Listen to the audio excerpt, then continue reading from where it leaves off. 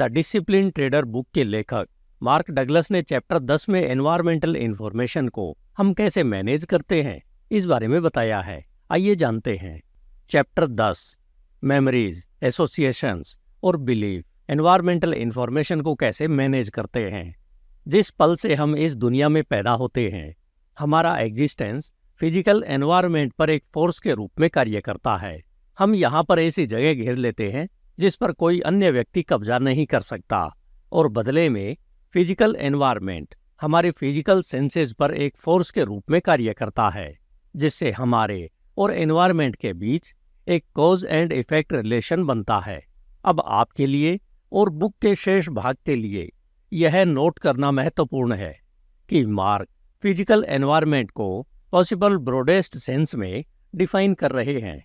अब सबसे basic level पर हम केवल इस फैक्ट से अपने लिए एक्सपीरियंस बनाते हैं कि हमारा एग्जिस्टेंस है। एग्जिस्टेंस का तात्पर्य है कि हमारी सेंसेस जीवित है और हम एनवायरनमेंट के साथ इंटरेक्ट कर रहे हैं, एक फोर्स के रूप में कार्य कर रहे हैं। जैसे जैसे हम इसके माध्यम से आगे बढ़ते हैं, इसकी संरचना और स्थिरता को बदलते हैं। एग्जिस्टेंस के लिए हमारे मूवमेंट और बिहेवियर से सीरीज ऑफ चेन के रिएक्शन की एक एंडलेस सीरीज शुरू हो जाती है, जो लैंडस्केप को किसी तरह आकार या स्वरूप में बदल देती है। और यहाँ तक कि जब हम एक्टिवली किसी भी तरह से एनवायरनमेंट को बदल नहीं रहे हैं या उसमें हेर फेर नहीं कर रहे हैं, तब भी हम जगह घेर रहे हैं और इस तरह खुद को वायुमंडलीय फोर्सेस के अधीन कर रहे हैं। साथ ही हमारी सांस लेने से एनवायरनमेंट की संरचना में भी बदलाव आ रहे हैं। मेमोरीज चार्ज्ड एनर्जी के रूप में स्टोर होती है। एनवायरनमेंट के साथ इस तरह संपर्क से उत्पन्न होने वाले एक्सपीरियंस एनर्जी के इलेक्ट्रिकल इम्पल्सेस में परिवर्तित हो जाएंगे। एनर्जी के इलेक्ट्रिकल इम्पल्सेस के रूप में एक्सपीरियंसेस में इलेक्ट्रिकल चार्ज होगा। चार्ज या तो पॉजिटिव या नेगेटिव होगा। यह इस बात पर निर्भर करता है कि एनवायरनमेंट ने हमारी सेंसेस पर किस प्रकार का प्रभाव डाला है। एग्जाम्पल के लिए, एक रोता हुआ बच्चा एनवायरनमेंट पर एक फोर्स के रूप में कार्य कर रहा है। विशेष रूप से बच्चा एक ऐसी ध्वनि उत्पन्न कर रहा है जो उसके आसपास के सभी लोगों के कानों पर एक फोर्स के रूप में कार्य कर रही है। एनवायरनमेंट इस फोर्स पर कैसे रिएक्शन करता है, यह बच्चे के लिए एक्सपीरियंस तैयार करेगा और इलेक्ट्रिकल चार्ज या एनर्जी की क्वालिटी निर्धारित करेगा जो बच्चे की मेमोरी में रिकॉर्ड की गई है। एनर्जी की क्वालिटी पॉजिटिव या नेगेटिव रूप से चार्ज्ड एनर्जी की रिलेटिव डिग्री है जिसमें एक्सपीरियंस रिकॉर्ड किया जाता है। एग्जाम्पल के लिए, यदि एनवायरनमेंट बच्चे को सुखदायक दुलार, प्यार व्यक्त करने और इस भावना के साथ रिएक्शन देता है कि उसकी जरूरतों का ध्यान रखा जाएगा, तो एक्सपीरियंस कुछ हद तक पॉजिटिव रूप से चार्ज की गई इमोशनल एनर्जी के साथ बच्चे की मेमोरी में रिकॉर्ड किया जाएगा। पॉजिटिविटी की डिग्री एक्सपीरियंस की इंटेंसिटी पर निर्भर करेगी, यानी बच्चे की सेंसेस पर एनवायरनमेंट के प्रभाव की डिग्री। सुखद, खुशहाल, हर्षित और प्रेमपूर्ण एक्सपीरियंसेस के परिणाम स्वरूप पॉजिटिव रूप से चार्ज की गई एनर्जी का स्टोरेज होगा। हालांकि यदि एनवायरनमेंट कठोर रिएक्शन देता है, इस तरह से कि बच्चे की सेंसेस पर हिंसक प्रभाव पड़े, चिल्लाकर या फिजिकल दर्द पैदा करने के लिए उसे चोट पहुंचाए, तो एक्सपीरियंस बच्चे की मेमोरी में रिकॉर्ड हो जाएगा। एक्सपीरियंस की इंटेंसिटी के समान ही नेगेटिव रूप से चार्ज्ड इमोशनल एनर्जी बढ़ेगी। दो बेसिक कंपोनेंट्स हैं जो एनर्जी की क्वालिटी बनाते हैं जिसमें हमारी मेमोरीज स्टोर होती है। पहला चार्ज की पोलैरिटी है जो पॉजिटिव, न्यूट्रल या नेगेटिव हो सकती है।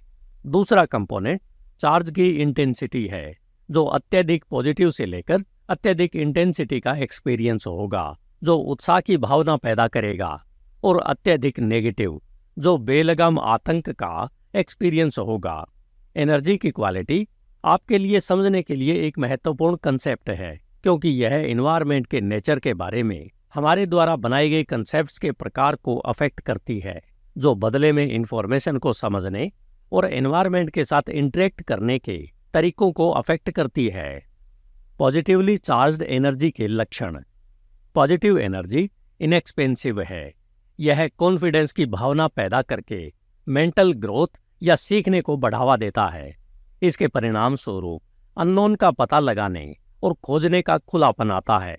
मार्क अननोन को ऐसी किसी भी चीज के रूप में डिफाइन कर रहे हैं जो फिजिकल एनवायरनमेंट में एक पॉसिबिलिटी के रूप में मौजूद है, जो अभी तक किसी के मेंटल एनवायरनमेंट में किसी रूप में मौजूद नहीं है। पॉजिटिव एनर्जी एनवायरनमेंट के प्रति हमारी स्वाभाविक बच्चों जैसे क्यूरियोसिटी और आश्चर्य की भावना को कायम रखती है, जिसके साथ हम सभी पैदा हुए हैं। क्यूरियोसिटी की अपनी न्यूट्रल सेंस के हितों का पालन करके हम एक्सपीरियंस पैदा करने और अपने लिए पहले से अननोन कुछ सीखने के लिए एनवायरनमेंट के साथ इंटरेक्ट करते हैं। इस प्रकार जीवन के बारे में उत्साह की भावना पैदा करते हैं। साथ ही एनवायरनमेंट में अधिक प्रभावी ढंग से काम करने की हमारी क्षमता में वृद्धि होती है, क्योंकि हम चीज़ों के एग्जिस्टेंस के तरीके के बारे में और अधिक सीखते रहते हैं। हमने अपने आप को एनवायरनमेंट के नेचर के बारे में कितना सीखने दिया है और हमारे मेंटल एनवायरनमेंट में नेगेटिव रूप से चार्ज की गई एनर्जी की मात्रा के बीच सीधा रिलेशन है। मार्क इसे नेगेटिव पर जोर देते हुए इस तरह बता रहे हैं कि क्योंकि सीखना स्वाभाविक रूप से होगा यदि इनर एनवायरनमेंट में इसे रोकने के लिए कुछ भी नहीं है। दूसरे शब्दों में, डर की एब्सेंट यानी नेगेटिव रूप से चार्ज की गई एनर्जी यह निर्धारित करने में एक महत्वपूर्ण कारक है कि हम खुद को कुछ भी नया सीखने और मेंटल रूप से विकसित होने के लिए उपलब्ध करा पाएंगे या नहीं। उदाहरण के लिए, खेल खेल में किसी बच्चे को हवा में उछालें और उसे पकड़ें और वह आपसे बार बार ऐसा करने के लिए जिद करेगा। यह पॉजिटिव रूप से चार्ज किए गए एक्सपीरियंसेस की भावना को बनाए रखने के लिए एनवायरनमेंट के साथ इंटरेक्ट करने का उनका तरीका है। पॉजिटिव एनर्जी इनएक्सपेंसिव है, जो हमें अपने लिए अधिक एक्सपीरियंस बनाने के लिए एनवायरनमेंट के साथ इंटरेक्ट करने के लिए मजबूर करती है। जितना अधिक हम एक्सपीरियंस करते हैं, उतना अधिक हम एनवायरनमेंट के नेचर के बारे में सीखते हैं। जितना अधिक हम एनवायरनमेंट के नेचर के बारे में सीखते हैं, उतना ही हम अपनी आवश्यकताओं को पूरा करने और अपने गोल्स को प्राप्त करने के लिए इसके साथ अधिक प्रभावी ढंग से इंटरेक्ट करने में सक्षम होते हैं। पॉजिटिव रूप से चार्ज की गई मेमोरीज हमें कॉन्फिडेंस की भावना देती है, जो हमें कुछ नया करने की कोशिश करने की अनुमति देती है, जिसके परिणाम स्वरूप मेंटल ग्रोथ होती है। नेगेटिव रूप से चार्ज एनर्जी के लक्षण। अब उसी बच्चे को पहली बार हवा में उछालें, जैसा कि पिछले एग्जाम्पल में था, लेकिन उसे पकड़ने के बजाय गलती से उसे गिरा दें और न केवल वह आपसे दोबारा ऐसा करने के लिए कहेगा, बल्कि आपको देखते ही डरकर कांप जाएगा। निसंदेह उसके बिहेवियर में अंतर दो एक्सपीरियंसेस के बीच अंतर का रिजल्ट है।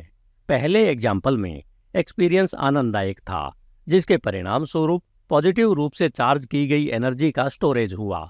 दूसरे एग्जाम्पल में एक्सपीरियंस दर्दनाक था, जिसके परिणाम स्वरूप नेगेटिव रूप से चार्ज की गई एनर्जी का स्टोरेज हुआ। भले ही हम एनवायरनमेंट पर एक फोर्स के रूप में कार्य कर रहे थे, जो हमारी क्यूरियोसिटी की भावना से प्रेरित बिहेवियर और एक अनअपेक्षित दर्दनाक रिएक्शन प्राप्त हुई, यह एनवायरनमेंट हमारे द्वारा अनजाने में इस फैक्ट के अलावा कि हम एग्जिस्टेंस में हैं, उसने हम पर एक तरह से एक फोर्स के रूप में कार्य किया, जिसके परिणाम स्वरूप दर्द हुआ। एक्सपीरियंस के परिणाम स्वरूप नेगेटिव रूप से चार्ज की गई मेमोरी का निर्माण होगा। दर्दनाक मेमोरीज डर पैदा करती हैं, जिससे हमें भविष्य के किसी क्षण में और अधिक दर्द पैदा करने की क्षमता वाले एनवायरनमेंट के बारे में खतरा पैदा होगा। जिस तरह से हम इसे धमकी के रूप में समझेंगे, वह उन एक्सपीरियंसेस की हमारी यादों के अनुरूप होगा, जिसके परिणाम स्वरूप समान परिस्थितियों या कंडीशंस में दर्द हुआ था। क्योंकि एनवायरनमेंट में हम जिन चीजों से डरते हैं, वे चीजें हैं जिन्हें हमने धमकी के रूप में पहचानना सीखा है। पॉजिटिव रूप से चार्ज किए गए एक्सपीरियंसेस से उत्पन्न कॉन्फिडेंस और कल्याण की भावनाओं के विपरीत डर हमारे बिहेवियर और एनवायरमेंटल इंफॉर्मेशन की हमारी परसेप्शन दोनों पर सीमित या अवरोधक फोर्स के रूप में कार्य करता है। मार्क को यकीन है कि इस बुक को पढ़ने वाले प्रत्येक व्यक्ति ने कभी न कभी उन प्रभावों का एक्सपीरियंस किया है जो डर के कारण किसी के बिहेवियर पर पड़ सकता है।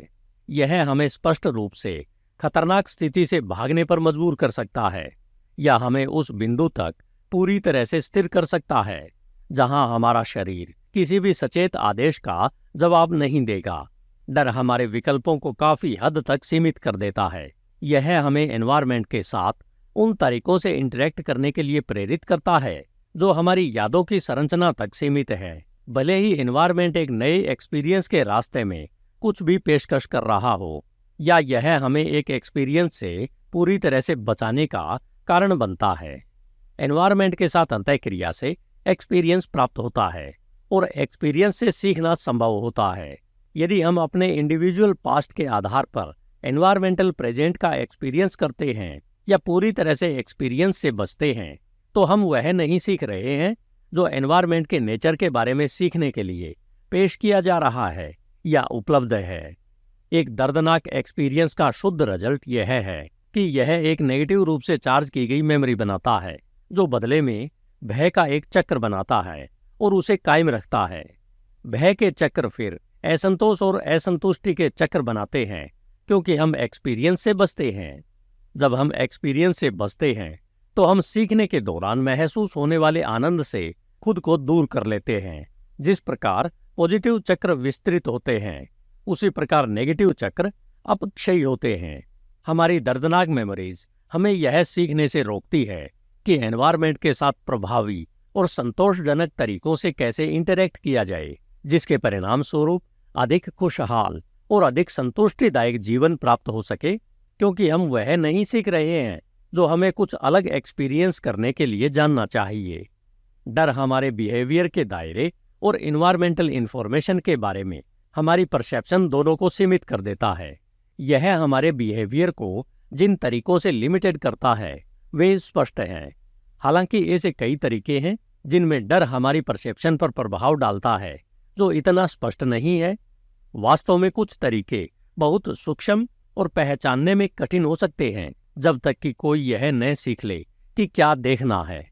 ट्रेडर के रूप में यह आवश्यक है कि आप ऑब्जेक्टिव पर्सपेक्टिव से मार्केट के बिहेवियर का निरीक्षण करने में सक्षम हो। ऑब्जेक्टिव रूप से निरीक्षण करने के लिए आपको विभिन्न प्रकार के सूक्ष्म भयों को पहचानना सीखना होगा, जो वास्तव में जाने बिना ऑब्जेक्टिव होने की आपकी क्षमता को नष्ट कर देंगे। यह एक ऐसा विषय है जिस पर मार्क थोड़ा आगे और गहराई से चर्चा करने वाले हैं। हालांकि इससे पहले कि वे ऐसा करें, आपको एसोसिएशन के नेचर को समझने की जरूरत है और कैसे परसेप्शन इनर मेंटल एनवायरनमेंट और आउटर फिजिकल एनवायरनमेंट के बीच एक एनर्जी लूप बनाती है। एसोसिएशंस। ऐसा लगता है कि एसोसिएशन हमारे सोचने के तरीके का एक स्वाभाविक गुण है, अर्थात हमारे ब्रेन को इस तरह से बनाया गया है कि समान प्रकार की एनवायरमेंटल इंफॉर्मेशन ऑटोमेटिक रूप से एक साथ जुड़ जाती है। हम इसे मूल रूप से दो तरीके से करते हैं। सबसे पहले लोगों और वस्तुओं को कुछ प्रमुख विशेषताओं के आधार पर लेबल करके और फिर उन्हें सहयोगी ग्रुप में कैटेगराइज करने की स्वाभाविक प्रवृत्ति होती है। लिंग, बालों का रंग, त्वचा का रंग, पेशा, आर्थिक स्थिति, शैक्षणिक पृष्ठभूमि इत्यादि के आधार पर ग्रुप्स को कैटेगराइज करने के बाद हम ग्रुप के बारे में हमारे पास जो भी एक्सपीरियंस या ज्ञान है उसे हर किसी और हर उस चीज के साथ जोड़ते हैं जिसमें समान विशेषताएं होती है। एग्जाम्पल के लिए, यदि हमें किसी ऐसे व्यक्ति के साथ दर्दनाक एक्सपीरियंस होता है जिसकी त्वचा का रंग हमारी त्वचा के रंग से भिन्न है, तो हम ऑटोमेटिक रूप से उस त्वचा के रंग वाले प्रत्येक व्यक्ति को उस एक्सपीरियंस के गुणों के साथ जोड़ देंगे। दूसरा तरीका जिसे हम जोड़ते हैं वह है हमारी संवेदी इंफॉर्मेशन को किसी घटना से जोड़ना। हम जो सूंघ रहे हैं, चख रहे हैं, सुन रहे हैं या देख रहे हैं उसे प्राइमरी एक्सपीरियंस की एनर्जी की क्वालिटी के साथ ऑटोमेटिक रूप से जोड़ देंगे। एग्जाम्पल के लिए, किसी बच्चे की पिटाई से उसकी सेंसेस अनजाने में जो अन्य एनवायरमेंट इंफॉर्मेशन प्राप्त कर रही है वह उसे पिटाई से महसूस होने वाले दर्द के साथ जोड़ देगी। वह जो सुनता है, सूंघता है, चखता है और देखता है, वह सब उसके शरीर पर लगाई जाने वाले फोर्स की इंटेंसिटी से जुड़ा होगा। इसलिए यदि उसी समय रेडियो पर कोई गाना बज रहा हो या हवा में कोई विशिष्ट गंध हो जब वह दर्द का एक्सपीरियंस कर रहा हो, तो वह उस गीत या गंध को दर्द के साथ जोड़ देगा। अब ये दोनों एनवायरमेंटल डिस्टिंक्शन, एक निश्चित गीत और एक निश्चित गंध, उसके मेंटल एनवायरमेंट में नेगेटिव एनर्जी से जुड़े होंगे। जब बच्चा पिट रहा था तो उसका गाने या गंध पर भी ध्यान नहीं गया होगा, क्योंकि उसका ध्यान स्पष्ट रूप से अन्य डायरेक्शंस में केंद्रित था। हालांकि भविष्य में जब भी वह गाना सुनेगा या उस विशेष गंध को सूंघेगा, तो वे ऑटोमेटिक रूप से उसे पिटाई से जुड़ी नेगेटिव एनर्जी का एक्सपीरियंस कराएंगे, भले ही यह वर्षों बाद हो। अगर वह विशेष गाना सुनता है या उस विशेष गंध को सूंघता है तो यह उसे उसी समय में वापस ले जाएगा जैसे कि वह था। प्रेजेंट मोमेंट उसके एक्सपीरियंस को खुशी से क्रोध, उदासी या अपराध बोध में बदल रहा है।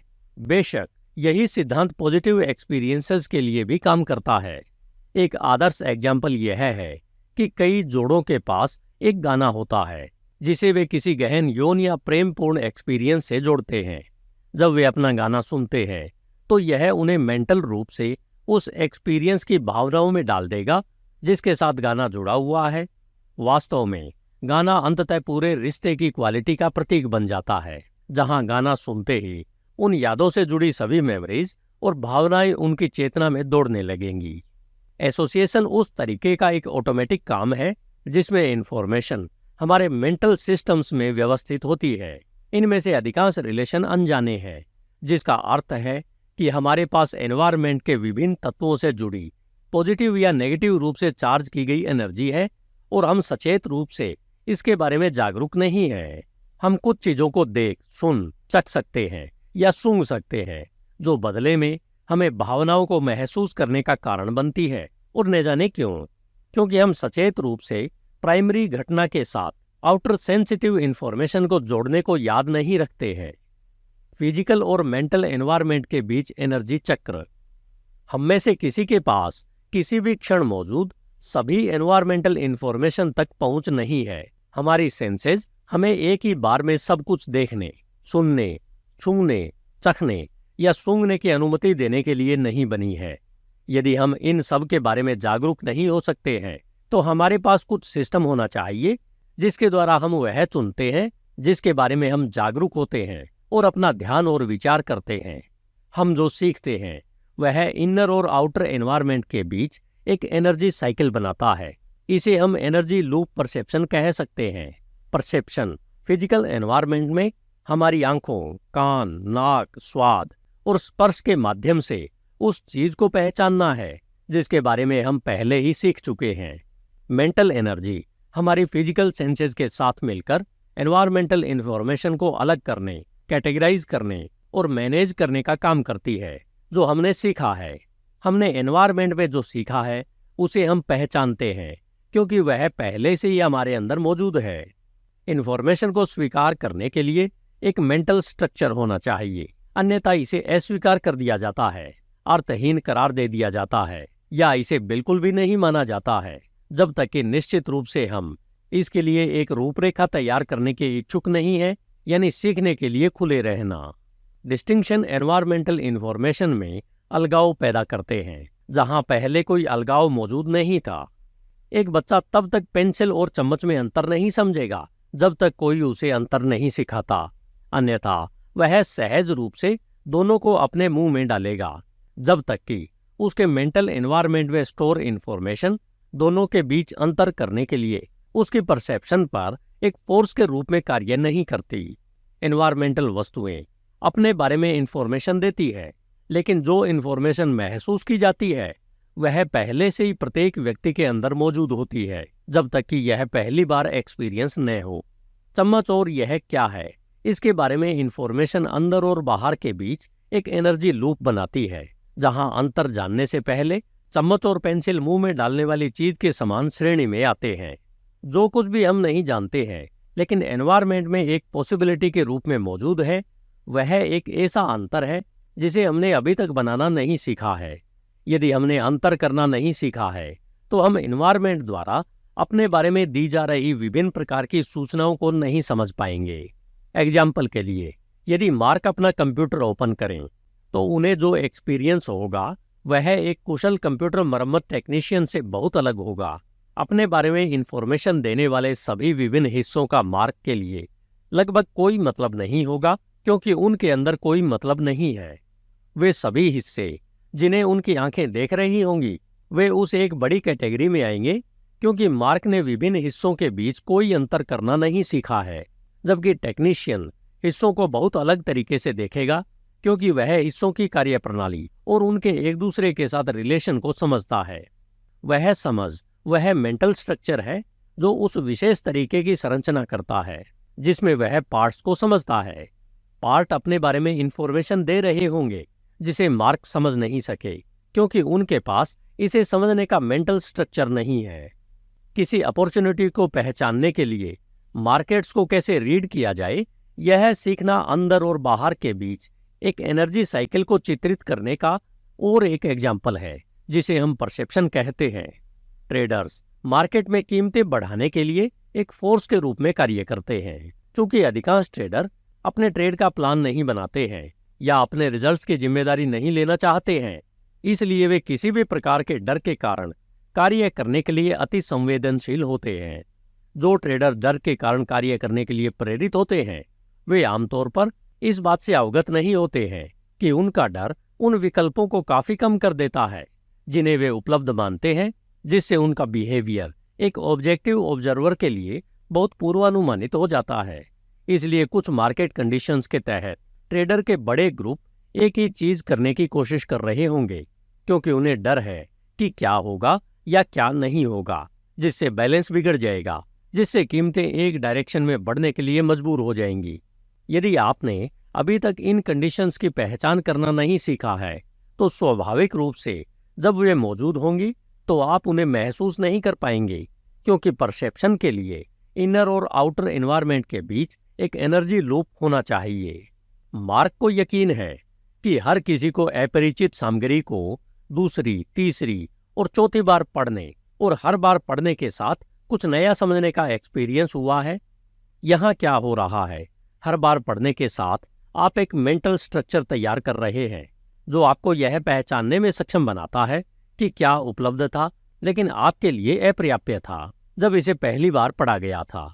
यानी हर बार पढ़ने पर आपको जो भी नई इंफॉर्मेशन मिलती है वह बुक में उसी क्षण उपलब्ध होती है जब आपने उसे पहली बार उठाया था।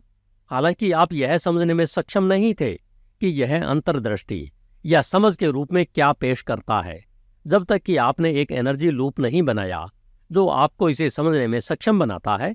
अन्यथा शब्द तो पढ़े जाते हैं, लेकिन अंतर्दृष्टि पूरी तरह से किसी का ध्यान नहीं देती, भले ही आप उसे सही से देख रहे हो। किसी भी क्षण में हम में से प्रत्येक जो एक्सपीरियंस करता है और जो वास्तव में उपलब्ध है, उसके बीच एनवायरमेंट और पर्सपेक्टिव से संबंधित अंतरों के बीच बहुत बड़ा अंतर होता है। एग्जाम्पल के लिए एक सेलर को लीजिए जिसने ऑर्डर मांगने और सेल क्लोज करने के लिए सटीक सबसे उपयुक्त क्षण को पहचानना सीख लिया है, या एक ऑटो मैकेनिक जो कार की आवाज से ठीक ठीक जानता है कि कार में क्या खराबी है। अनएक्सपीरियंस्ड सेलर या ऑटो मैकेनिक के लिए ये क्षमताएं जादू की तरह प्रतीत होंगी, क्योंकि वे मान लेंगे कि वे अपने अनुभवी समकक्षों के समान ही चीजें सुन या देख रहे हैं। हालांकि यह मामला नहीं है, भले ही वे एक ही सेल्स इंटरव्यू में हो या ठीक उसी क्षण एक ही कार के बारे में सुन रहे हो, फिर भी वे समान इंफॉर्मेशन नहीं सुन रहे हैं या देख नहीं रहे हैं। वे वास्तव में अपने संबंधित मेंटल एनवायरनमेंट की संरचना में अंतर के कारण विभिन्न एनवायरमेंटल इंफॉर्मेशन को समझ रहे हैं। वह इंफॉर्मेशन जो सेल क्लोज करने के सटीक क्षण को पॉइंट आउट करती है, अनएक्सपीरियंस्ड सेलर के लिए बाकी सभी चीजों से अलग नहीं होती है। अनएक्सपीरियंस्ड ऑटो मैकेनिक के लिए भी यही सच है।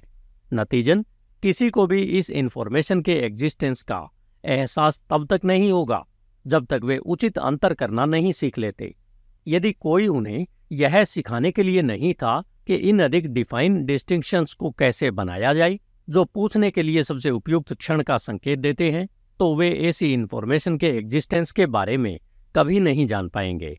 अधिक अंतर करना सीखकर हम मौजूद हर चीज के बीच कॉज एंड इफेक्ट रिलेशन की समझ के लेवल की गहराई को बढ़ाते हैं। हमारी परसेप्शन हमारे एक्सपीरियंसेस को कैसे आकार देती है। हम एनवायरनमेंट का एक्सपीरियंस अपने इंद्रियों के माध्यम से करते हैं। सबसे बेसिक लेवल पर दुनिया एनर्जी के इलेक्ट्रिकल इंपल्सेस में परिवर्तित हो जाती है। एनर्जी जो इंफॉर्मेशन ले जाती है, साथ ही अत्यधिक खुशी से लेकर क्रोध, खुशी से लेकर निराशा, प्यार से नफरत और सभी प्रकार की भावनाओं में बदल जाती है। एनवायरनमेंट के साथ पहली बार होने वाली प्रत्येक एनकाउंटर एक मेमोरी, डिस्टिंक्शन या एसोसिएशन पैदा करती है जो पहले मौजूद नहीं थी। पहली बार एनकाउंटर एक ऐसा एक्सपीरियंस है जो पूरी तरह से अनोखा होता है जैसे किसी शब्द का अर्थ सीखना जिसे हमने पहले कभी नहीं सुना है और हमारे मेंटल एनवायरनमेंट में इससे संबंधित कुछ भी नहीं है। ये नई मेमोरीज, डिस्टिंक्शन और एसोसिएशन एक मेंटल स्ट्रक्चर का निर्माण करते हैं जो आउटर एनवायरनमेंट के नेचर के बारे में हमने जो सीखा है उसका निर्माण करते हैं। एक बार जब हम कुछ सीख लेते हैं तो मेंटल एनर्जी हमारी सेंसेस पर एक फोर्स के रूप में कार्य करेगी ताकि हम एनवायरनमेंट में यह पहचान सकें कि हमने इसके बारे में क्या सीखा है। तो एनर्जी का दो तरफा प्रवाह होता है। सबसे पहले हम कुछ अनूठे एक्सपीरियंस के माध्यम से कुछ सीखते हैं, तब हमें यह एक्सपीरियंस होता है कि हमने एनवायरनमेंट में क्या सीखा है। इस कंसेप्ट को दर्शाने के लिए डर एक आदर्श एग्जाम्पल है। हमें डर तब महसूस होता है जब हम एनवायरनमेंट में यह पहचानते हैं कि हमने जो कुछ भी सीखा है वह हमें पीड़ा पहुंचा सकता है। हम इस डर को महसूस करेंगे और परिणाम स्वरूप एक भयावह एक्सपीरियंस होगा, क्योंकि हमारी यादों, डिस्टिंक्शंस और एसोसिएशन में नेगेटिव रूप से चार्ज की गई एनर्जी हमारी आंखों, कानों, नाक और स्पर्श की भावना पर एक फोर्स के रूप में कार्य करेंगी ताकि हम एनवायरनमेंट में किसी भी समान चीज को पहचान सकें जो हम पहले ही सीख चुके हैं। वह पीड़ा का कारण बन सकता है। इसलिए जब हम एनवायरनमेंट में कुछ एक्सपीरियंस करते हैं तो हम पहले ही सीख चुके हैं। उसे पहचानते हुए मेंटल एनर्जी हमारी सेंसेस पर एक फोर्स के रूप में कार्य कर रही होती है, न कि एनवायरनमेंट हमारी सेंसेस पर एक फोर्स के रूप में कार्य करता है। दूसरे शब्दों में, परिस्थितियां वैसी ही या समान हैं जो हम पहले से जानते हैं और इसलिए हम इन्फॉर्मेशन को कुछ अर्थ दे सकते हैं। एनवायरनमेंट पहली बार के एनकाउंटर की तरह अर्थ पैदा नहीं कर रहा है। अर्थ पहले से ही हमारे अंदर है और संक्षेप में हम जिस तरह से इसे समझते हैं अपनी यादों, डिस्टिंक्शंस और एसोसिएशन के माध्यम से एक्सपीरियंस का निर्माण करते हैं। यही कारण है कि लोगों का एक ग्रुप एक ही स्थान पर हो सकता है, एक ही एनवायरमेंटल इन्फॉर्मेशन से अवगत हो सकता है और फिर बाद में घटना का एक अलग तरीके से वर्णन कर सकता है। यह घटना प्रत्येक व्यक्ति के लिए अलग थी, क्योंकि हर किसी ने इसे अलग तरह से एक्सपीरियंस किया। उनका एक्सपीरियंस उनके मेंटल एनवायरनमेंट की संरचना का एक कार्य था। प्रत्येक व्यक्ति एक ही इन्फॉर्मेशन के साथ अलग अलग एसोसिएशन बनाएगा और फिर उन एसोसिएशन से जुड़ी पॉजिटिव या नेगेटिव एनर्जी की अलग अलग डिग्री का एक्सपीरियंस करेगा। प्रत्येक व्यक्ति एक ही इन्फॉर्मेशन के साथ अलग अलग डिस्टिंक्शन करेगा, वास्तव में उस पर एक अलग अर्थ डालेगा। प्रत्येक अर्थ पॉजिटिव या नेगेटिव एनर्जी की अलग अलग डिग्री से बना होगा, जिससे हर किसी के रिलेटिव एक अलग एक्सपीरियंस पैदा होगा। प्रत्येक व्यक्ति को घटना में लगने वाले समय का अलग अलग एक्सपीरियंस होगा। यह इस पर निर्भर करता है कि वे एक्सपीरियंस को मुख्य रूप से पॉजिटिव रूप से चार्ज एनर्जी या नेगेटिव चार्ज एनर्जी के साथ एक्सपीरियंस कर रहे हैं। इन सभी मेंटल वेरिएबल को ध्यान में रखे बिना इसमें कोई आश्चर्य की बात नहीं है कि लोग एक दूसरे से इतने निराश क्यों हो जाते हैं जब वे इस बात पर सहमत नहीं हो पाते कि क्या हुआ। जो हुआ उसके बारे में हर किसी की परसेप्शन यूनिक थी, क्योंकि जिस तरह से हम में से प्रत्येक बाहरी एनवायरनमेंट का एक्सपीरियंस करता है वह इस बात से निर्धारित होता है कि हम इसे कैसे समझते हैं, और हम इसे कैसे समझते हैं यह हमारे अंदर पहले से मौजूद चीजों का एक कार्य है, जब तक कि हम कुछ नया सीखने की प्रक्रिया में न हो। निहितार्थ यह है कि बाहरी एनवायरनमेंट के बारे में हम जो भी एक्सपीरियंस करते हैं वह अंदर से आकार लेता है, बाहर से नहीं, जैसा कि ज्यादातर लोग मानते हैं। दूसरे शब्दों में, हमारे पहली बार के एक्सपीरियंस अर्थ को आकार देते हैं, साथ ही उस अर्थ से जुड़ी एनर्जी की क्वालिटी को भी निर्धारित करते हैं। और फिर एक बार जब अर्थ हमारे अंदर मौजूद हो जाता है तो यह हमारे द्वारा चुनने और चुनने के तरीके के अनुसार बाहर के हमारे एक्सपीरियंस को आकार देता है। इन्फॉर्मेशन और हम उस इन्फॉर्मेशन के बारे में कैसा महसूस करते हैं, यह एक बहुत ही महत्वपूर्ण कंसेप्ट है। इसलिए मार्क आपको यह समझाने के लिए एक और एग्जाम्पल दे रहे हैं कि हमारी परसेप्शन एनवायरनमेंट को एक्सपीरियंस करने के तरीके को कैसे आकार देती है। मान लीजिए कि मार्क एक आदमी की मूर्ति के पास जा रहे हैं। वे मूर्ति को आमने सामने से देखते हैं और उन्हें उदासीनता का एक्सपीरियंस होता है, यानी जो वे देख रहे हैं उससे कोई खास भावना पैदा नहीं होती है। फिर वे मूर्ति के चारों ओर घूमते हैं और अपना देखने का कोण तब तक बदलते हैं जब तक कि वे इसे प्रोफाइल में नहीं देख लेते हैं। जैसे ही वे प्रोफाइल को देखते हैं तब वह उन्हें किसी ऐसे व्यक्ति की याद दिलाता है जिसे वे खुद बहुत पसंद करते हैं, जिसे उन्होंने वर्षों से नहीं देखा है। इस नए दृष्टिकोण से मूर्ति एक नया अर्थ ग्रहण करती है, जिससे उनका एक्सपीरियंस इमोशनल रूप से न्यूट्रल से पुरानी यादों की कुछ मजबूत भावनाओं में बदल जाएगा, क्योंकि अब वे सोचते हैं कि इस व्यक्ति को वे अब याद करते हैं। मार्क ने मूर्ति और एनवायरनमेंट में उस विशेष क्षण को कैसे एक्सपीरियंस किया, इसकी एनर्जी उनके उसे देखने से पहले ही उनके अंदर थी। जिस एनर्जी ने उनकी भावनाओं को बदल दिया वह मूर्ति से नहीं आई थी, या वास्तव में उसका उस मूर्ति से कोई लेना देना नहीं था। मार्क के अनोखे मेंटल स्ट्रक्चर ने उस मूर्ति का वैसा ही एक्सपीरियंस कराया जैसा मार्क ने किया था। जैसे ही मार्क ने अपना दृष्टिकोण बदला, इसने एक नया अर्थ ले लिया, क्योंकि जिस तरह से उनके अंदर पहले से मौजूद एनर्जी ने उनकी परसेप्शन पे काम किया।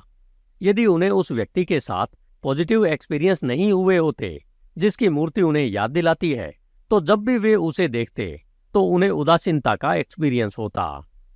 परसेप्शन और भावनाओं के बीच रिलेशन, वह एनर्जी जो यह निर्धारित करती है कि कई परिस्थितियों में हम कैसा महसूस करते हैं, जैसे प्यार और नफरत, खुशी और क्रोध, कॉन्फिडेंस और भय आदि इन्वायरमेंट से नहीं आती है।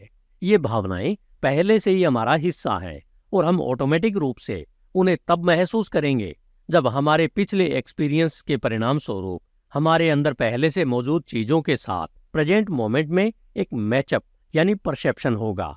एग्जाम्पल के लिए कल्पना करें कि एक पिता अपने 5 साल के बेटे को एक हाथ से पकड़कर दूसरे हाथ से उसे पीटते हुए चिल्ला रहा है, तुम बेवकूफ हो। और मान लीजिए कि यह पहली बार है कि बच्चे ने मूर्ख शब्द सुने हैं। अब वह शायद नहीं जानता कि वयस्क संदर्भ में शब्दों का क्या मतलब है, लेकिन वह निश्चित रूप से शब्दों को उस दर्द से जोड़ देगा जो वह अपने शरीर के साथ साथ अपने कानों से भी महसूस कर रहा है। उस पॉइंट से आगे इन शब्दों के साथ उसके मेंटल एनवायरनमेंट में एक मजबूत नेगेटिव आरोप जुड़ा होगा। अब जब वह भविष्य में किसी क्षण में फिर से एनवायरनमेंट में इन शब्दों का सामना करेगा तो वह उन्हें पहचानने में सक्षम होगा, क्योंकि उसने इन शब्दों का एक्सपीरियंस किया है। वे उनके मेंटल एनवायरनमेंट में एक डिस्टिंक्शन के रूप में मौजूद है। जिस तरह से उसने इन शब्दों के अर्थ सीखे, उसके परिणाम स्वरूप उनके बारे में उसकी परसेप्शन उनके एक्सपीरियंस को कैसे अफेक्ट करेगी। जब भी वह बेवकूफ शब्द सुनता है तो वह अपने मेंटल एनवायरनमेंट में उन शब्दों से जुड़ी नेगेटिव एनर्जी को महसूस करेगा और परिणाम स्वरूप फिजिकल एनवायरनमेंट को दर्दनाक तरीके से एक्सपीरियंस करेगा। क्या एनवायरनमेंट में उस पर फिजिकल हमला करने की जरूरत है जैसा कि पहले एक्सपीरियंस में था, ताकि वह इस दर्द को महसूस कर सके? नहीं, उसे बस शब्द सुनने हैं और उसे दर्द का एक्सपीरियंस होगा। इन शब्दों के साथ उसके पहले एनकाउंटर के बाद दर्द सीधे एनवायरनमेंट से नहीं आता है, क्योंकि यह पहले से ही उसके अंदर है। क्या इससे कोई फर्क पड़ेगा? अगर एनवायरनमेंट के नजरिए से कहें तो शब्द उसे दर्द पहुंचाने के बिल्कुल इरादे से या बिना किसी जागरूकता के बोले गए थे कि वे वास्तव में उसे दर्द महसूस करा सकते हैं। फिर नहीं, वह एनवायरनमेंट के इरादे को कुछ भी समझने में सक्षम नहीं होगा, लेकिन वह उसे पीड़ा पहुंचाना चाहता है, क्योंकि वह जब उन शब्दों को सुनता है तो उसे बिल्कुल यही एक्सपीरियंस होता है। वह कैसे जान सकता है कि इन शब्दों के लिए अन्य वैकल्पिक अर्थ मौजूद है या उनका उपयोग अच्छे स्वभाव वाले मनोरंजन के संदर्भ में भी किया जा सकता है? वह ऐसा नहीं कर रहा, क्योंकि उसने कभी भी उन शब्दों को किसी मजेदार संदर्भ में एक्सपीरियंस नहीं किया है। उसने अभी तक यह अंतर करना नहीं सीखा है। उसके मेंटल परिवेश के पर्सपेक्टिव से उन शब्दों के अर्थ के लिए कोई अन्य अल्टरनेटिव पॉसिबिलिटीज नहीं है। इसके अलावा वह कभी भी कोई वैकल्पिक डिस्टिंक्शन करना नहीं सीख सकता, क्योंकि हर बार जब वह बेवकूफ शब्द सुनता है तो वह उन्हें दर्दनाक तरीके से एक्सपीरियंस करेगा, जिससे दर्द का एक्सपीरियंस पैदा होगा, जो बदले में नेगेटिविटी को मजबूत करेगा। एनर्जी पहले से ही उन शब्दों के अर्थ से जुड़ी हुई है। पहले एक्सपीरियंस से लेकर भविष्य तक वह उन शब्दों को एक्सपीरियंस करने के तरीके के केवल एक ही वर्जन में बंद रहेगा। किसी भी मोमेंट में एनवायरनमेंट से एक्सपीरियंसेस की एक पूरी सीरीज उपलब्ध होती है।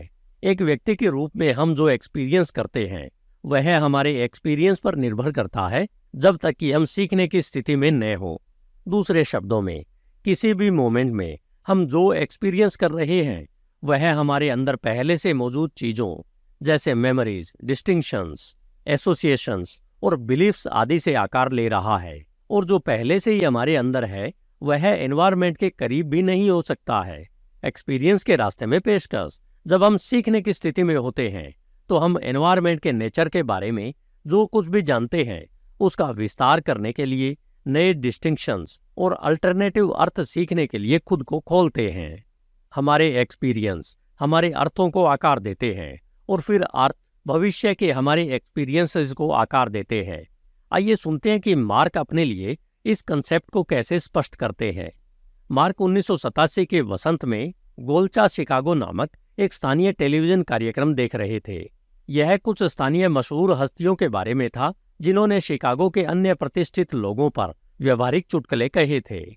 कार्यक्रम के एक पार्ट में टीवी स्टेशन ने मिशिगन एवेन्यू के किनारे फुटपाथ पर खड़े होने के लिए एक व्यक्ति को काम पर रखा था, जिसके हाथ में एक चिन्ह था जिस पर लिखा था मुफ्त पैसा केवल आज। उस आदमी की जेबें नकदी से भरी हुई थी और उसे पैसे देने का निर्देश दिया गया था। जिसने भी इसके लिए पूछा, यह ध्यान में रखते हुए कि मिशिगन एवेन्यू शहर के सबसे व्यस्त क्षेत्रों में से एक है, आपके अनुसार कितने लोगों ने उनके प्रस्ताव को स्वीकार किया और कुछ पैसे मांगे होंगे? उन सभी लोगों में से जो वहां से गुजर रहे थे और संकेत पढ़ रहे थे, केवल एक व्यक्ति रुका और बोला, बहुत बढ़िया, क्या मुझे बस टिकट खरीदने के लिए एक क्वार्टर मिल सकता है? नहीं तो कोई उसके पास भी नहीं जाता। आखिरकार वह निराश हो गया और चिल्लाने लगा, क्या तुम्हें पैसा चाहिए? कृपया मेरे पैसे ले लो, मैं इसे इतनी जल्दी नहीं दे सकता। हर कोई उसके चारों ओर ऐसे घूमता रहा जैसे कि उसका एग्जिस्टेंस ही न हो। वह एक ट्रेडर के पास पहुंचा और पूछा, क्या आप कुछ पैसे चाहेंगे? और उस आदमी ने जवाब दिया, आज नहीं। प्लांट ने कहा, ऐसा कितने दिन में होता है? जैसे ही उसने उन्हें मुट्ठी भर नकदी देने की कोशिश की, साथ ही यह भी कहा, क्या आप इसे लेंगे? ट्रेडर ने संक्षिप्त नहीं में उत्तर दिया और आगे बढ़ गया। अब यहाँ ऐसी स्थिति है जहाँ एनवायरनमेंट खुद को इस तरह से व्यक्त कर रहा था कि केवल एक ही व्यक्ति के पास इसे समझने का मेंटल स्ट्रक्चर था। बाकी लोगों के लिए उनके अंदर ऐसा कोई मतलब नहीं था कि वे वास्तविक एनवायरनमेंट परिस्थितियों से सीधे तौर पर जुड़ सकें। उस व्यक्ति के अलावा जिसने क्वार्टर मांगा था, किसी ने भी संकेत को नहीं देखा और खुद से कहा, बहुत बढ़िया, कोई मुफ्त पैसा दे रहा है। मुझे आश्चर्य है कि वह मुझे कितना देगा। शर्तों पर लोगों की रिएक्शंस बहुत अच्छी नहीं होनी चाहिए। आश्चर्य की बात है क्योंकि हम आमतौर पर यह नहीं मानते कि पैसा कभी मुफ्त होता है, और हम केवल उनके बिहेवियर को देखकर जान सकते हैं कि लोग स्थिति के बारे में क्या मानते थे। यदि उन्होंने सोचा कि मुफ्त धन प्राप्त करना संभव है, तो हम मान सकते हैं कि वे कुछ प्राप्त करने की अपॉर्चुनिटी को नज़रअंदाज नहीं करते। इसलिए उन्होंने जो अर्थ लगाया और जो उन्होंने एक्सपीरियंस किया वह उनके बिलीफ के अनुरूप था कि मुफ्त पैसा संभव नहीं है या कोई भी सड़क पर पैसा नहीं देता है। वास्तव में ज्यादातर लोगों ने शायद सोचा कि वह पागल था, जिससे पता चलता है कि लोग संपर्क से बचने के लिए उसके चारों ओर क्यों घूम जाते थे। हालांकि एनवायरनमेंट स्वयं को उसी प्रकार अभिव्यक्त कर रहा था जिस प्रकार वह स्वयं का प्रतिनिधित्व कर रहा था। मुफ्त पैसा पड़ने वाला संकेत सत्य था, लेकिन मुफ्त पैसा की इंफॉर्मेशन किसी के मेंटल एनवायरनमेंट में किसी भी चीज से नहीं जुड़ी थी ताकि इसे सत्य माना जा सके। किसी भी व्यक्ति पर क्या बिलीफ था, उसने क्या महसूस किया और उसने क्या एक्सपीरियंस किया, इसके बीच सीधा एक से एक रिलेशन था। एक व्यक्ति को छोड़कर बाकी सभी लोग स्पष्ट रूप से मुफ्त पैसे की पॉसिबिलिटी पर बिलीफ नहीं करते थे। वे उसे शायद एक पागल व्यक्ति समझते थे और इस प्रकार परिस्थितियों के रिलेशन में उनका एक्सपीरियंस गलत था। अब एनवायरनमेंट ने यह नहीं चुना कि इनमें से कोई भी व्यक्ति जो इन्फॉर्मेशन दे रहा था उसका क्या अर्थ है, और यदि एनवायरनमेंट ने नहीं चुना तो प्रत्येक व्यक्ति ने उस कंडीशन से अपना एक्सपीरियंस बनाया जो उनके सामने प्रस्तुत की गई थी। कई वैकल्पिक एक्सपीरियंस मौजूद थे और प्रत्येक वैकल्पिक एक्सपीरियंस पॉसिबिलिटीज के बारे में किसी के बिलीफ के प्रकार के अनुरूप होगा। बिलीफ परिभाषाएं बनाते हैं, डिस्टिंक्शन करते हैं और हमारी सुनने, देखने और हमारे बिलीफ से मेल खाने वाली इंफॉर्मेशन का चयन करने के लिए हमारी सेंसेस को प्रोग्राम करके एनवायरमेंटल इंफॉर्मेशन के बारे में हमारी परसेप्शन को आकार देते हैं।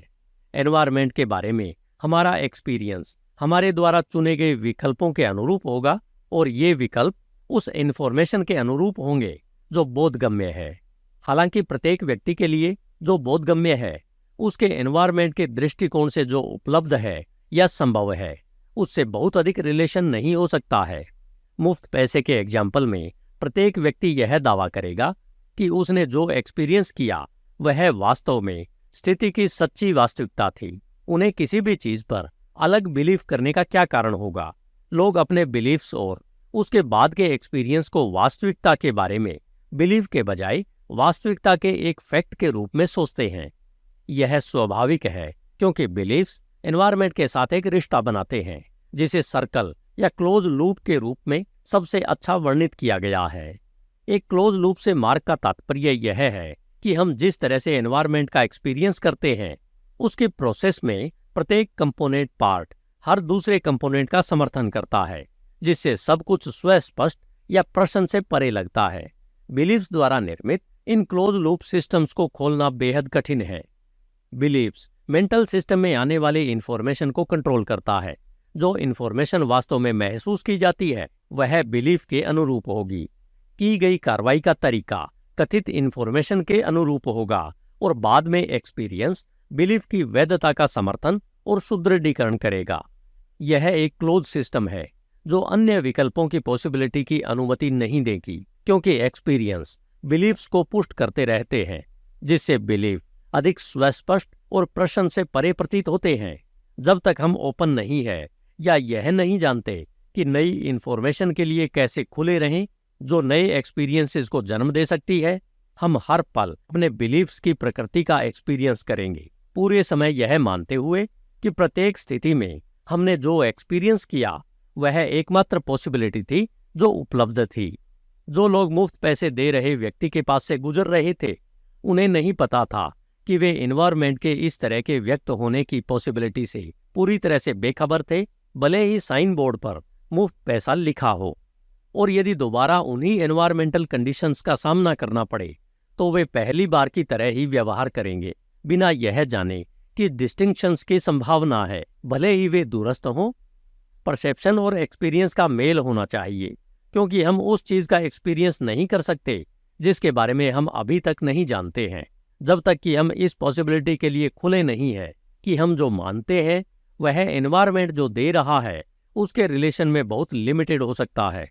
क्या आपको वह आदमी याद है जिसने पैसा देने से भी इनकार कर दिया था? उन्हें एक ऐसे एक्सपीरियंस की पेशकश की जा रही थी जिससे एनवायरनमेंट के नेचर के बारे में उनके द्वारा किए जा सकने वाले डिस्टिंक्शंस की संख्या बढ़ जाती और परिणाम स्वरूप वह मेंटल रूप से डेवलप हो जाते। मुफ्त पैसा दिया जाना स्पष्टतः एक ऐसा अंतर था जिसके बारे में उसे अभी तक पता नहीं था, और भले ही ऐसा प्रतीत होता है कि मुफ्त पैसा किसी के इस बिलीफ पर सवाल उठाने के लिए एक फोर्सली प्रोत्साहन होगा कि इसका एग्जिस्टेंस नहीं है, यह इस आदमी के लिए पर्याप्त नहीं था। उनके बिलीफ्स ने स्पष्ट रूप से उन्हें दूर से भी पॉसिबिलिटी पर विचार करने की अनुमति नहीं दी। फिर से इस क्लोज लूप का निर्माण किया जिससे उन्हें बिलीफ हो गया कि उन्होंने इस कंडीशन में जो कुछ भी क्लोज किया या एक्सपीरियंस किया वह उनके एग्जिस्टेंस की वास्तविक प्रकृति थी, जबकि यह सब वास्तव में था उनकी मान्यताओं की वास्तविक प्रकृति का प्रतिबिंब। और वे एनवायरमेंटल इंफॉर्मेशन को मैनेज कैसे करते हैं? बिलीफ उन मानदंडों को डिफाइन करते हैं जिनमें हम एनवायरमेंटल इंफॉर्मेशन को समझते हैं। डेफिनेशन के अनुसार सभी परिभाषाएं सीमाएं बनाती है। इनर और आउटर एनवायरमेंट के बीच बैलेंस बनाए रखने के लिए बिलीफ विभिन्न तरीकों से इंफॉर्मेशन को मैनेज करेंगे। किसी भी कथित अनबैलेंस के परिणाम स्वरूप कुछ हद तक तनाव या भ्रम पैदा होगा। बैलेंस बनाए रखने में एनवायरमेंटल कंडीशंस के प्रति हमारी नई रिएक्शंस ऑटोमेटिक होंगी, क्योंकि हमारी मान्यताएं रिएक्शन को स्वयं स्पष्ट बनाती हैं, जब वास्तव में एनवायरमेंटल कंडीशंस के किसी भी सेट के तहत उन एक्सपीरियंसेस के साथ साथ वैकल्पिक एक्सपीरियंस भी मौजूद होते हैं जिनमें हमारी मान्यताओं ने हमें फंसा दिया है। मेंटल तंत्र में सूचना के प्रवाह को रोककर बिलीफ वही करते हैं जो उन्हें करना चाहिए। वे डेटा के बारे में हमारी जागरूकता को लिमिटेड करते हैं ताकि हम स्टेप्स में सीखें। यदि हम मानते हैं कि चीजें केवल एक विशेष तरीके से मौजूद हैं, तो हमारी मान्यताएं किसी भी विरोधाभासी इंफॉर्मेशन की स्वीकृति को रोकने के लिए एक प्राकृतिक तंत्र के रूप में कार्य करेंगी। किसी भी नई या विरोधाभासी इंफॉर्मेशन पर विचार करने या स्वीकार करने से ऐसे विकल्प खुलेंगे जिन पर हमें आमतौर पर विचार नहीं करना पड़ेगा। बहुत जल्द बहुत सारे विकल्प भ्रम और मेंटल अधिभार का कारण बन सकते हैं। यदि यह बिलीफ्स की सीमित प्रकृति के लिए नहीं होता तो हमारे दिमाग के साथ जो होता वह शायद वैसा ही होता जैसा कि एक टेलीविजन सेट सभी टीवी स्टेशनों से प्रसारित होने वाली सभी सूचनाओं को उठाता और उन इंफॉर्मेशन को हमारे सामने पेश करता। बिलीफ्स हमें एक समय में इन्वायरमेंटल इंफॉर्मेशन के एक चैनल से जुड़ने की अनुमति देते हैं ताकि हम उस एक चैनल के माध्यम से एनवायरमेंट के नेचर के बारे में जान सकें। तब हम दूसरे चैनल को चुनने के लिए अपनी जागरूकता का विस्तार कर सकते हैं, क्योंकि हम सीखते हैं कि हमारे सामने आने वाले अतिरिक्त विकल्पों से कैसे निपटना है, क्योंकि हम अतिरिक्त पॉसिबिलिटीज के बारे में जागरूक हो जाते हैं। जिस एक्सपीरियंस से हम बचने की कोशिश कर रहे हैं उसे बनाने में हमारा डर कैसे काम करता है। हम जो एक्सपीरियंस करते हैं वह उन डिस्टिंक्शंस का एक कार्य है जिन्हें हमने बनाना सीखा है। हम जिस पर अपना ध्यान केंद्रित करते हैं उन सभी डिस्टिंक्शंस में से जिन्हें हमने समझना सीखा है। परसेप्शन लूप में एनर्जी की इंटेंसिटी का एक कार्य है। किसी भी क्षण में जो भी इंफॉर्मेशन उपलब्ध होती है उस पर ध्यान देने के लिए हमारा सचेत ध्यान केवल इतना होता है। डर का उस इंफॉर्मेशन की सीमा पर गहरा प्रभाव पड़ता है जिस पर हम ध्यान दे सकते हैं। यह हमें अपने डर की वस्तु पर अपना ध्यान केंद्रित करने के लिए हमारी परसेप्शन की सीमा को सीमित करने का कारण बनता है। जिसे हम खतरनाक समझते हैं उससे हम अन्यथा कैसे बच सकते हैं। गाड़ी चलाना सीखना एक यूनिक एग्जाम्पल है जो दर्शाता है कि डर किस प्रकार हमारे ध्यान को लिमिटेड कर देता है। गाड़ी चलाने के खतरे उन लोगों के लिए भी स्पष्ट हैं जिन्होंने पहले कभी गाड़ी नहीं चलाई है। आमने सामने की टक्कर के हानिकारक प्रभावों की कल्पना करना बहुत मुश्किल नहीं है। कार को कंट्रोल करने के लिए आवश्यक स्किल विकसित किए बिना नए ड्राइवर में यह जानने का कॉन्फिडेंस नहीं होगा कि वह किसी भी कंडीशन में उचित रिएक्शन दे सकता है, यानी उसे खुद पर भरोसा नहीं है। परिणाम स्वरूप गाड़ी चलाते समय उसे कुछ हद तक असुविधा या डर महसूस होगा। डर बदले में उसे अपना ध्यान आने वाले ट्रैफिक पर कंट्रोल करने या कार को उचित लेन में रखने के लिए आवश्यक आंख और हाथ समन्वय पर ध्यान केंद्रित करने के लिए प्रेरित करेगा, क्योंकि वह इस बात पर केंद्रित है कि वह क्या नहीं कर सकता है और इसके परिणाम स्वरूप क्या हो सकता है। इसलिए उसका ध्यान कुछ और करने के लिए उपलब्ध नहीं है, जैसे किसी यात्री के साथ इंटरेक्ट करना, अपने परिधीय दृष्टि में दूसरी चीजों को देखना, या यहाँ तक कि सड़क संकेत भी पढ़ें या अन्य सभी इन्वायरमेंटल इंफॉर्मेशन उपलब्ध और बोधगम्य है। लेकिन उसके मामले में यह या तो अवरुद्ध है या किसी का ध्यान नहीं गया है, क्योंकि उसे अपने अधिकांश ध्यान अपने डर की वस्तु पर देना है, उस पॉइंट पर जहां वह सुरक्षित रूप से गाड़ी चलाने की अपनी क्षमता के साथ सहज हो जाता है। उसकी जागरूकता का क्षेत्र खुल जाएगा जिससे उसे अन्य सभी इन्फॉर्मेशन प्राप्त करने की अनुमति मिल जाती है। डर का उद्देश्य हमें एनवायरनमेंट में उन सभी चीजों से बचने में मदद करना है जिन्हें हमने खतरनाक मानना सीख लिया है।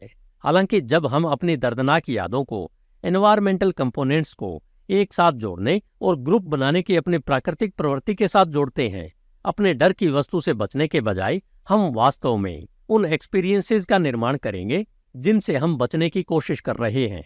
एग्जाम्पल के लिए, कुत्ते द्वारा गंभीर रूप से काटा गया बच्चा स्वाभाविक रूप से सभी कुत्तों को दर्द के खतरे से जोड़ देगा और परिणाम स्वरूप जब भी वह भविष्य में किसी कुत्ते का सामना करेगा तो तीव्र भय या यहाँ तक कि आतंक भी पैदा करेगा। जिस कुत्ते ने उसे काटा था, इसके अलावा अन्य सभी कुत्तों से बच्चे का डर स्वाभाविक है। उसके पास मित्रतापूर्ण और खतरनाक कुत्ते के बीच अंतर करने का कोई तरीका नहीं है, क्योंकि उसके इंडिविजुअल एक्सपीरियंस ने उसे सिखाया है कि सभी कुत्ते खतरनाक हैं। एसोसिएशन की इस प्राकृतिक प्रवृत्ति के कारण हमें यह बिलीव करने के लिए पहली बार एक्सपीरियंस की आवश्यकता है कि सभी कुत्ते खतरनाक हैं। एनवायरमेंट के नेचर के बारे में यही उनकी सच्चाई है। हालांकि उनकी सच्चाई यह नहीं है कि कुत्तों के संबंध में एक्सपीरियंसेस के मामले में एनवायरमेंट ही सब कुछ पेश करता है। मौजूद हर कुत्ता खतरनाक नहीं है। इसके विपरीत बहुत कम लोगों को धमकी देने वाला माना जाएगा। अधिकांश बच्चे को देखते हैं और खेलना चाहते हैं। अब भविष्य में कुत्ते के साथ बच्चे की हर आकस्मिक मुठभेड़ में वह आतंक का एक्सपीरियंस पैदा करेगा, चाहे वह किसी भी विशेष कुत्ते के स्वभाव से टकराए। यदि कोई कुत्ता बच्चे की ओर कोई हरकत करता है तो बच्चा उस हरकत को एक वास्तविक हमले के रूप में समझेगा, जबकि कुत्ता केवल खेलना या उसे सहलाना चाहता है। वास्तव में बच्चा हमला होने से इतना भयभीत हो सकता है कि वह अपना नहीं तो पूरा ध्यान आसपास के एनवायरनमेंट में कुत्तों की तलाश में लगाएगा। आखिरकार उसकी सेंसेस उनके दृश्यों और ध्वनियों को पहचानने में अभ्यस्त हो जाएंगी, और हर बार जब वह किसी को देखता या सुनता है तो वह एक और भयानक एक्सपीरियंस पैदा करेगा जो उसके डर को और मजबूत कर देगा। उसका ध्यान उसके डर की वस्तु पर उसका ध्यान आकर्षित करेगा ताकि वह उस चीज से बच सके जो उसने सीखा है कि वह खतरनाक है। समस्या यह है कि उसने जो सीखा है वह परिस्थितियों के रिलेशन में गलत है कि सभी कुत्ते खतरनाक नहीं होते हैं। यह न जानते हुए वह स्वाभाविक रूप से बिलीव करेगा कि उसका आतंक उसके अंदर के बजाय उसके बाहर से आ रहा है। असल में उसका डर उसके परसेप्शन पर काम कर रहा है, जिससे वह उन एक्सपीरियंसेस को पैदा कर रहा है जिनसे वह बचने की कोशिश कर रहा है, जिससे वह एनवायरनमेंट के सभी कुत्तों पर ध्यान केंद्रित कर रहा है। एनवायरनमेंट में हम जिस पर अपना ध्यान केंद्रित करते हैं वही हमें सामान्यतः प्राप्त होता है। कुत्ते के काटने का एग्जाम्पल इसका एक ग्राफिकल एग्जाम्पल है। हालांकि ऐसे अन्य तरीके भी हैं जिनसे हमारा डर एक कारण के रूप में स्पष्ट कार्य करता है, जिससे हम बचने की कोशिश कर रहे हैं जो इतना स्पष्ट नहीं है। याद रखें कि सभी डर हमारी परसेप्शन पर एक चेतावनी तंत्र के रूप में कार्य करते हैं, जिससे हमें उस चीज से बचने में मदद मिलती है जिसे हम खतरनाक मानते हैं। हमारे डर के विषय से बचने का एक तरीका यह है कि धमकी देने वाली इंफॉर्मेशन के एग्जिस्टेंस को स्वीकार करने से इनकार कर दिया जाए। एक और अधिक सूक्ष्म तरीका जो हमारी परसेप्शन में कुछ वास्तविक अंधे धब्बे पैदा करेगा वह है कि हम अपना सारा ध्यान बाकी सभी चीजों को छोड़कर वैकल्पिक गैर धमकी देने वाली इंफॉर्मेशन पर केंद्रित करें। ये ब्लाइंड स्पॉट हमारी जागरूकता के बोधगम्य इंफॉर्मेशन की पूरी कैटेगरी को बाहर कर देंगे, जिसके परिणाम स्वरूप कुछ विनाशकारी रिजल्ट हो सकते हैं, खासकर ट्रैफिक माहौल में। एग्जाम्पल के लिए मान लें कि मार्केट हमें कुछ पैसे कमाने का अवसर प्रदान कर रहा है, इसलिए हम आगे बढ़ते हैं और ट्रेड करते हैं, लेकिन साथ ही हम गलत होने के डर से भी काम करते हैं। हम गलत होने से डरेंगे क्योंकि यदि हम गलत हैं तो यह हमें यह महसूस करने के लिए मजबूर करेगा कि अतीत में गलत होने के परिणाम स्वरूप हमारे अंदर जो भी नेगेटिव एनर्जी जमा हुई है। अब यदि मार्केट हमें ऐसी इंफॉर्मेशन के बीच एक ऑप्शन प्रदान करता है जो इंगित करती है कि हम सही है या ऐसी इंफॉर्मेशन जो इंगित करती है कि हम गलत हैं, तो हम स्वाभाविक रूप से किस इंफॉर्मेशन पर अपना ध्यान केंद्रित करेंगे? वह इंफॉर्मेशन जो हमें सही बनाएगी, उस इंफॉर्मेशन के निहितार्थों को स्वीकार किए बिना या उस पर विचार किए बिना जो अन्यथा संकेत देगी, फिर वे निहितार्थ विनाशकारी हो सकते हैं। आइए एक ऐसे ट्रेडर का दूसरा एग्जाम्पल देखें जो खोने से डरता है। खोने का डर एक स्पष्ट संघर्ष प्रस्तुत करता है क्योंकि पहली बार में ट्रेड करना मुश्किल होगा। हालांकि इस एग्जाम्पल के लिए मान लें कि यह ट्रेडर एक विशिष्ट अवसर के प्रति इतना आकर्षित था कि वह ट्रेड करने के लिए काफी समय तक अपने डर से बाहर काम करने में कामयाब रहा। अब वह जिस तरह की इंफॉर्मेशन पर अपना ध्यान केंद्रित करता है यह इस पर निर्भर करेगा कि मार्केट क्या करता है। यदि मार्केट उसके खिलाफ जाता है तो वह एक और नुकसान की पॉसिबिलिटी का सामना करने से डर जाएगा, इसलिए वह अपना ध्यान किसी अन्य गैर धमकी देने वाली इंफॉर्मेशन पर केंद्रित करेगा। यदि मार्केट अपने एंट्री पॉइंट पर आ जाता है तो वह राहत की सांस लेते हुए ट्रेड से बाहर निकल जाएगा, भले ही उसकी डायरेक्शन में किसी भी आगे की गतिविधि की पॉसिबिलिटी कितनी भी हो। लेकिन अगर मार्केट उसके खिलाफ जाना जारी रखता है तो उसकी मेंटल सुरक्षा कमजोर होने लगेगी, क्योंकि धमकी भरी इंफॉर्मेशन इतनी जबरदस्त हो जाएगी कि वह अब अपनी जागरूकता को रोक नहीं पाएगा। उस समय वह आसानी से लकवाग्रस्त हो सकता था और अपनी ओर से कुछ भी करने में सक्षम नहीं हो सकता था। आखिरकार उसका तनाव और चिंता इतना तीव्र हो जाता है कि उसे राहत देने का एकमात्र तरीका ट्रेड से बाहर निकलना है। दूसरी ओर यदि वह खुद को एक विजयी ट्रेड में पाता है तो वह पूरी तरह से अलग इंफॉर्मेशन पर ध्यान केंद्रित करेगा। खोने का डर उसे अपना ध्यान इस बात पर केंद्रित करने के लिए प्रेरित करेगा कि मार्केट उससे क्या छीन सकता है। एक जीतने वाले ट्रेड में वह अपनी जागरूकता से ऐसी किसी भी इंफॉर्मेशन को बाहर कर देगा जो उसे बताएगी कि मार्केट के लिए उसकी डायरेक्शन में आगे बढ़ने की क्या क्षमता है। जो एकमात्र इंफॉर्मेशन है जिस पर उसने हारने वाले ट्रेड में ध्यान केंद्रित किया है, और इसके बजाय विशेष रूप से उन इंफॉर्मेशन पर ध्यान केंद्रित करेगा जो मार्केट के बारे में उसके डर की पुष्टि उसके एंट्री पॉइंट या उससे आगे तक जाकर की जाएगी।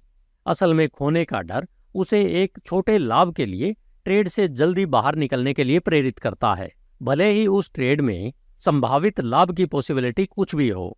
एक बार जब वह बाहर हो जाता है, यदि मार्केट अपनी मूल डायरेक्शन में आगे बढ़ना जारी रखता है तो वह मेज पर छोड़े गए मुनाफे को लेकर व्यथित होगा और आश्चर्य करेगा कि वह वहां थोड़ी देर और क्यों नहीं रुक सकता। उसे इस बात का एहसास नहीं है कि उसे खोने का डर है।